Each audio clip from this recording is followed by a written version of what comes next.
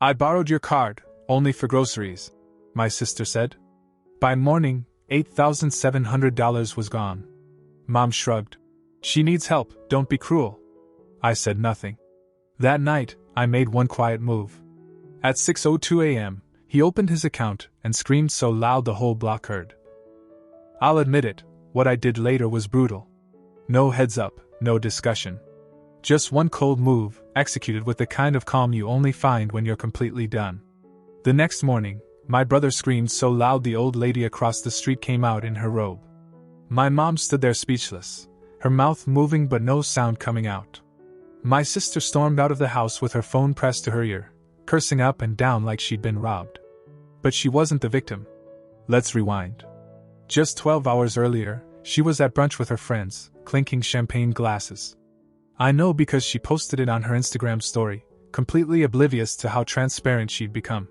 There she was, fresh nails, new designer sunglasses, avocado toast, and bottomless mimosas. Not even trying to be subtle. And how did she pay for it? Easy. She borrowed my card. Again. I got the usual text at 8:52 p.m. the night before. I borrowed your card, only for groceries. No apology. No explanation. Just that casual tone she always used, like I was the family ATM, and she was just grabbing a snack. The thing is, I didn't even reply. I was too tired. I'd spent that day dealing with a client crisis at work, skipped lunch, and got home past 9. My fridge was empty. The irony hit me later. I hadn't even had groceries myself in over a week. I crashed without checking anything. And then, around 7 o'clock the next morning, I opened my banking app just a glance before heading to work. Balance, $391.20. Before that? Over $9,000. I froze. Not because of the number, but because of how fast it had vanished. I scrolled through the charges like I was reading someone else's life. Friday night bottle service at a club downtown. An online shopping spree, Louis Vuitton, Fashion Nova, some weird off-brand boutique. Cash app to someone named Ty Bangers. A $3,500 wire at 2:46 a.m. Uber Black rides across the city. And yes, the brunch from the story, $248, with a 30% tip. It wasn't just impulsive. It was insulting. That money wasn't extra. It was set aside, part of what I used to cover Jake's rent, Marcus's school, and the usual requests that popped up from Mom at least once a week. I did it quietly, without fanfare. Nobody ever said thank you, but I didn't need them to. I was just trying to hold the family together. But apparently, to them, I was a bottomless pit. I got in the car and drove to Mom's. She was watching a morning talk show, drinking her coffee like it was any other day. I sat down, pulled out my phone, and showed her what Kelly had done. Her response? She needs help, Evan. Don't be cruel. That's what broke me. Not the money. Not the betrayal. The shrug. I nodded. Didn't argue. Just stood up, said I had to get to work, and left. I didn't go to work. I went home and logged into every account I had. My bank, my credit cards, the separate savings account I'd opened for Marcus's future tuition. I moved everything. Locked it down. Turned off auto payments. I even removed Jake as an authorized user on the apartment lease I co-signed. At 2:14 a.m., I made one final transfer, $11,000, into an investment account only I could access. It wasn't revenge. It was closure. At 6:02 a.m., Jake opened his banking app. I know because my phone lit up with his name a second later, then another from Mom, and one from Kelly after that. I didn't answer any of them. But I heard the scream from Jake's apartment all the way from my building. And for the first time in years, I didn't feel guilty. The missed calls started at 6:03 a.m. First Jake. Then Mom. Then Kelly 4 times in a row. I didn't answer a single one. I just sat in the quiet, phone face down, drinking the same cup of coffee for over an hour. I wasn't angry anymore. That had passed. I felt nothing. It was peace, actually. The kind you feel when you finally stop giving a damn. At 8:44, I got a text from Jake.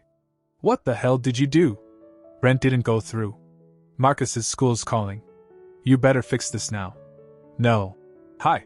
No. Are you okay? Just entitlement, again. Like he forgot every month I covered his rent without a word. Like Marcus's tuition didn't come from the savings I'd built by working 70-hour weeks while he played the cool dad who didn't believe in 9 to 5s. Like he wasn't living in an apartment I technically co-signed for because his credit was garbage. By 9:12, he was banging on my door like the place was on fire. I opened it slowly.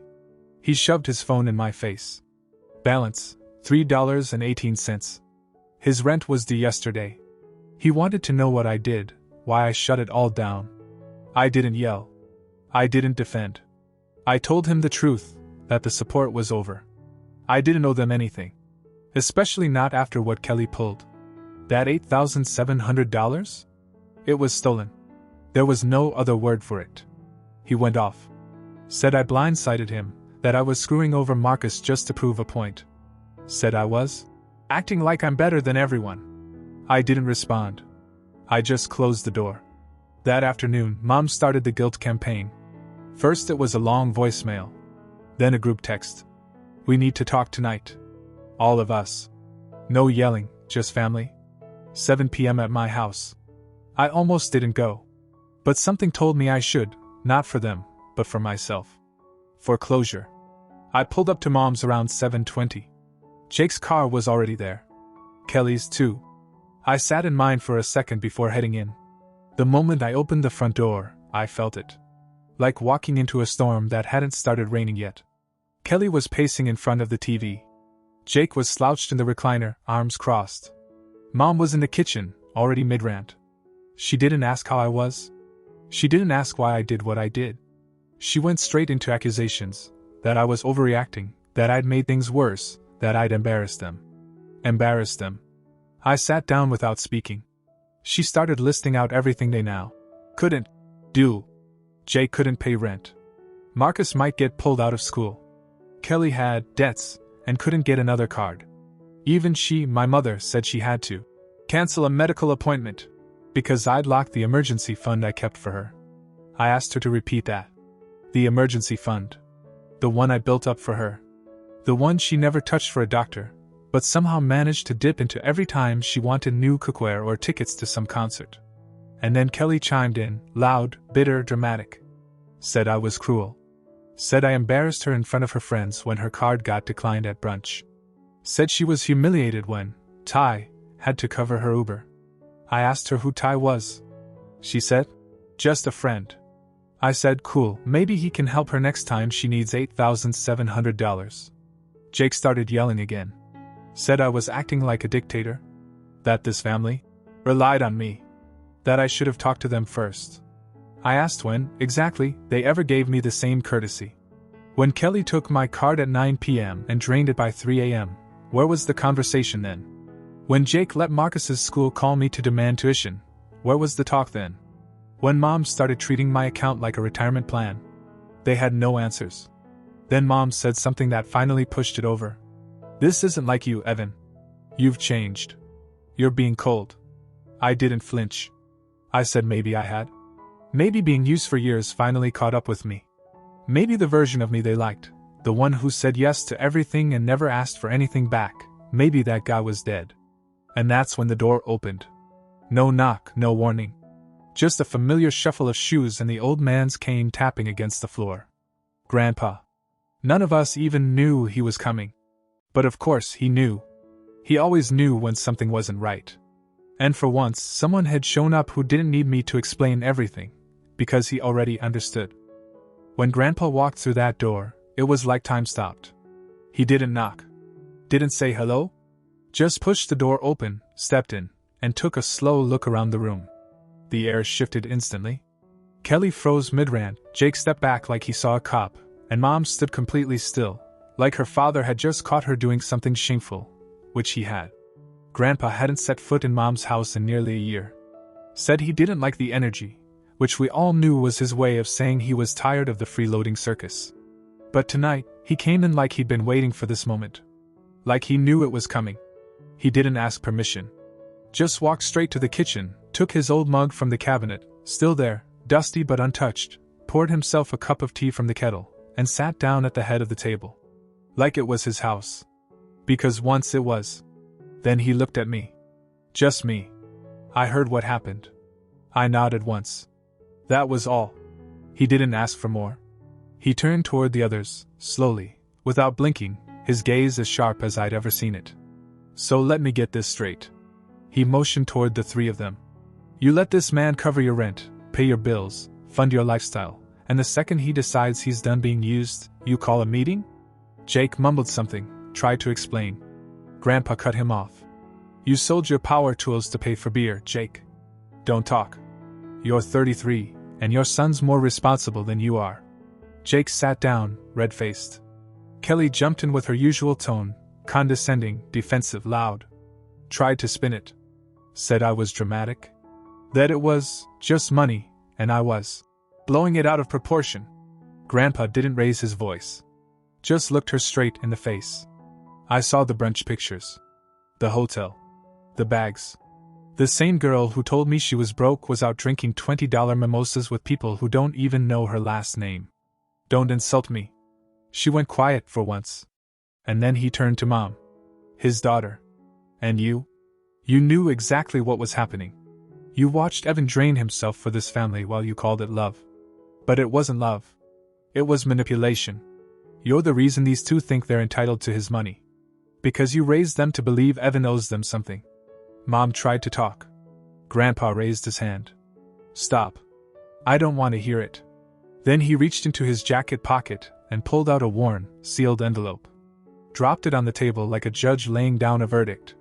That's my will. Signed. Notarized. Legal.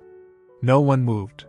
Everything I have, the land in Ohio, the house, the retirement savings, the car, all of it, goes to Evan. Every cent. Jake's mouth fell open. Kelly laughed like it was a joke.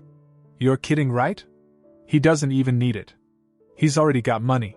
Grandpa didn't flinch. And that's exactly why he deserves it. He didn't ask. He never did. Then he stood, gripping the edge of the table. You want to know when I made that decision? It wasn't last week. It was 2 years ago. When I needed a ride to the hospital and my blood pressure was through the roof. I called Jake. He said he was busy. I called Kelly. She didn't answer.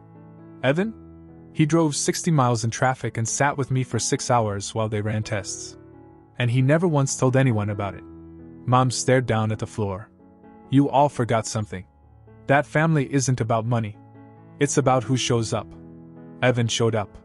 Every damn time. And you turned him into your personal ATM. Then he looked directly at me again. You don't owe them anything, Evan. You never did. You've been carrying this family long enough. If they're angry now, let them be angry. Let them feel what it's like to stand on their own. He turned back toward the door, then paused. And one more thing. If any of you come after him again, if I so much as hear about one of you asking him for a cent, you're out of my life. Permanently. No inheritance. No phone calls. No visits. Done. And just like that, he left. The doors shut behind him, and no one moved. I didn't touch the envelope. I didn't need to. I didn't come for the money. I came for clarity. And I got it. Jake stared at me like I was a stranger. Kelly stood there blinking like she'd been slapped. And Mom looked old. Tired. Smaller than I'd ever seen her. They expected me to fold. Again. But the game was over. And none of them had seen it coming. Nobody said anything after Grandpa walked out. You could have heard a pin drop. Jake just sat there blinking, like someone unplugged him. Kelly kept shaking her head like she'd misheard the entire speech. And Mom, she looked like she was trying to figure out how to spin it all back in her favor, but nothing was coming to her. For the first time in a long time, nobody had control of the room. Kelly finally broke the silence. He's bluffing, she said. He's just mad. Then she looked at me. Did you plan that with him? I didn't answer. I stood up. Grabbed my keys and my phone. I was halfway to the door when Mom called after me. You're really going to do this? Let the family split up like this? Over money? I turned and looked at her. It's never just been about money. You made it about control. About expectations. About guilt. All I did was stop playing along. She tried to say something, but nothing came out. Jake mumbled something like, "You think you're better than us now," but he didn't say it loud enough to matter. I walked out. No yelling. No drama.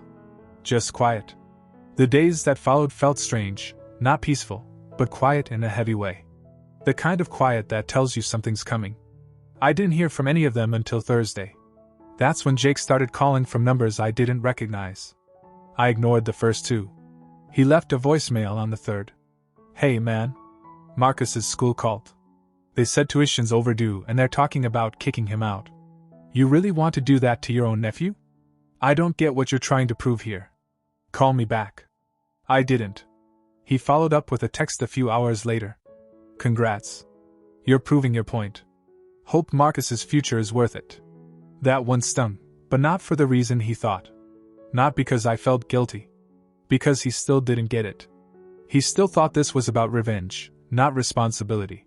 Kelly went her usual route. Posted a bunch of vague, bitter Instagram stories. One of them said, "Watch out for family that plays God when they're just bitter little men." Classy as ever.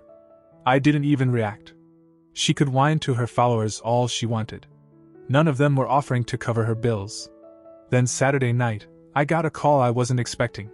No caller ID. I ignored it. Then it rang again. Then a third time. I picked up on the fourth. It was Marcus. His voice was quiet and unsure. First thing he asked was, "Are you mad at me?" I told him no. That none of this was his fault. That I hoped he was okay. He told me things at home were tense. Jake was barely speaking, mostly yelling when he did. Said he overheard him calling me selfish, saying I turned Grandpa against them. Then he said something I didn't see coming. "I don't want to end up like him." "How did you avoid it?" That hit me hard. I sat there, staring at the wall, trying to come up with something that wouldn't sound like a lecture. I told him I'd call him back. Because truthfully, I didn't know. I didn't know why I saw the trap and they didn't. Maybe it was luck. Maybe it was just deciding one day that I wanted something more than excuses. Or maybe it was that I got tired of feeling used before it was too late. I didn't sleep much after Marcus's call. I kept hearing that one line over and over. "I don't want to end up like him." That came from a 16-year-old. A kid who'd seen just enough to realize the road his dad was on wasn't one you walk, it's one you slide down. Fast. I wanted to call him back the next day, I really did. But the morning came with a knock I wasn't expecting. 3 soft, solid taps. No banging. No yelling. I opened the door, and there was Grandpa. He didn't say hi. Just nodded and walked in like this was something we'd planned. He carried a brown paper bag in one hand and a worn, heavy-looking folder in the other. No hesitation. Just walked in, placed both on the kitchen table, and took a seat like it was his own place. From the bag, he pulled 2 sandwiches wrapped in foil, a couple of root beers, and what looked like a manila envelope that had been through hell. "You haven't eaten yet," he said, already unwrapping his sandwich. He slid the envelope toward me and said, without even looking up, "It's time to finish this." Inside was everything, full copies of his will, copies of his property deeds, bank account statements, account keys, insurance papers. He wasn't just talking, he made it real. All of it. Ironclad. Then I saw something else. A typed letter creased in half. Dated 8 months ago. "If anything happens to me before I straighten out this mess, Evan knows where everything is. Do not let the others manipulate, threaten, or guilt him into giving away what they never earned." He didn't speak while I read it. Just took slow bites of his sandwich like he'd done this exact thing in his head already, 100 times. Then he looked up. "They're falling apart already." I didn't have to ask who he meant. "Jake's trying to get a loan from that cousin in Denver. Kelly's trying to sell off the fake business she started in February to pay off that moron's gambling debt, Ty, or whatever he calls himself. Your mother's been calling me nonstop." First she cried. Then she begged. Yesterday she threatened to take me to court for emotional distress. I asked if he was sure he was okay with all this. He nodded. No hesitation. I let it go too long. I thought if I kept helping them, they'd grow into the kind of people worth helping. Turns out, all I did was keep them from growing at all. Then he pulled something else from the folder. Not a document. A photo. It was old. Faded. I didn't recognize it at first. Then I realized it was me. Maybe 12 years old, standing on the edge of his land, holding a shovel, covered in dirt, and smiling like I'd just won a prize. The fence project. The one summer I spent at the farm. That day you worked from morning till sunset without complaining once, he said. Didn't ask for money. Didn't expect anything. Just asked what needed doing. That's when I knew. He didn't get emotional. He didn't need to. Before he stood to leave, he paused at the door and said something else I didn't see coming. I know you're angry at Jake. But keep your eye on Marcus. He's got something the others don't. That kid's watching everything. And he's paying attention. Then he left. Around 5:15 p.m. that same day, Kelly messaged me. No apology. No ownership. Just, you happy now? You ruined this family. Grandpa won't live forever. When he's gone, you'll be alone. Enjoy the money. I stared at the screen for a full minute before I closed it. Because she still didn't get it. She never did. They weren't mad that I said no. They were mad that I said no, and nothing happened. I didn't crawl back. I didn't fall apart. I didn't need them. And they finally realized they needed me. Not for love. Not for support. For survival. That chapter of my life, the one where I kept them all afloat, was over. And I was finally writing the next one without their hands on the pen. It's strange how quickly people vanish when they stop getting what they want from you. In the weeks that followed, the silence from my family became its own kind of answer. No apologies. No efforts to repair anything. Just a thick, bitter quiet, like they were waiting for me to change my mind. Waiting for time to wear me down. But I didn't. The messages stopped. The fake emergencies disappeared. The passive-aggressive guilt trips fell off. I had finally become what they feared the most, untouchable. Jake tried one last time. Called late one night, around 1:30 a.m. I let it go to voicemail. He sounded tired. Beaten. Said he was losing the apartment. Said Marcus was moving in with his mom for a while. Then he said something unexpected. I didn't know how much you were holding us up until you stopped. That message stayed on my phone for a while. I didn't respond. Not because I didn't care. But because I knew he didn't really mean it. Not yet. He wasn't sorry. He was desperate. Kelly went dark completely. Deleted her social media for a bit. A mutual friend told me Ty had ghosted her after she tried to put one of her handbags up for sale and got flagged for using a stolen card. Not mine, apparently someone else's this time. She was spiraling, but that wasn't my problem anymore. Mom, though, she surprised me. A month later, she showed up at my building. No call. No warning. She didn't even make it to the elevator. I saw her through the lobby cameras. She was holding an envelope, same kind Grandpa had given me. I went down. Met her in the lobby. We didn't hug. She handed me the envelope. Inside was a handwritten letter. No demands. Just memories. She talked about when I was 8 and broke my arm and she slept in the hospital chair for 2 nights. About how I used to leave drawings on the fridge. About how she didn't know when she stopped being a mother and started acting like a debt collector. And at the very end, she said something I hadn't expected to ever read from her. I was wrong. You were never the problem. You were just the only one who kept showing up. She didn't ask for money. Didn't ask for anything. She just asked me not to disappear completely. I didn't answer her right away. I went upstairs. Sat with the letter.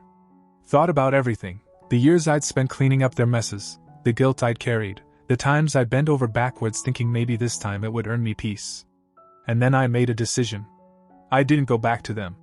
But I didn't vanish either. I kept my distance. I kept my money.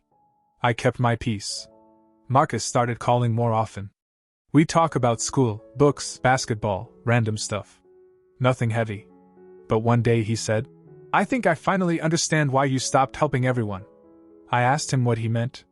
You didn't stop helping. You just started helping the right way. And he was right. I wasn't done helping people.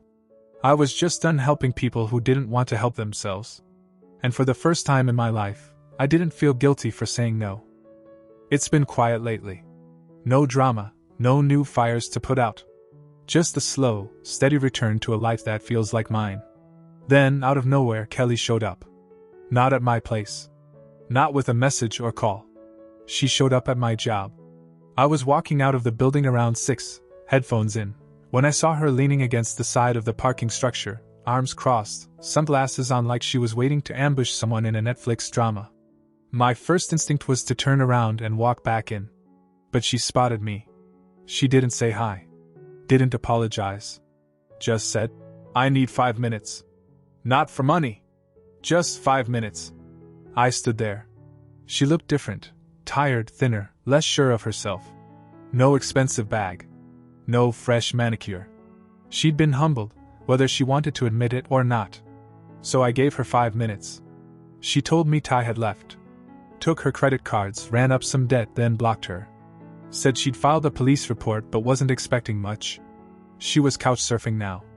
Staying with a friend of a friend. No job. No backup plan. But then she pulled something out of her bag. A printed certificate. It was from a community college. She'd enrolled in a night course for business fundamentals. Said she didn't know what she was doing, but she figured she had to start somewhere. I didn't say much. Just nodded. She looked at me and said, "I know I was awful to you. I don't expect forgiveness. But I wanted you to know I'm not proud of who I've been. And I'm not asking for help. I'm just asking for a chance to change it." Then she left. No hug. No drama. Just walked away. I don't know if she means it. I don't know if it'll stick. But it was the first time she came to me not asking for something, but offering something, accountability. And that alone was a twist I didn't see coming.